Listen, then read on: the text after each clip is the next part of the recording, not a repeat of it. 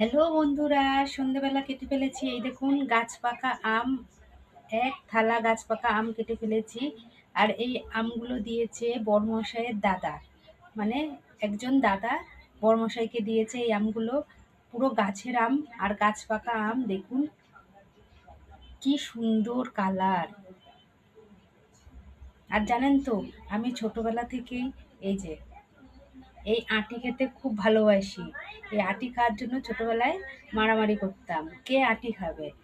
আর এই আঁটি খেতে আমি খুব পছন্দ করি আমের। তো আপনারাও কি আমার মতো আঁটি খেতে ভালোবাসেন, না এই যে আম খেতে ভালোবাসেন? কমেন্টে জানাবেন। তাই দেখুন কত সুন্দর লাগছে,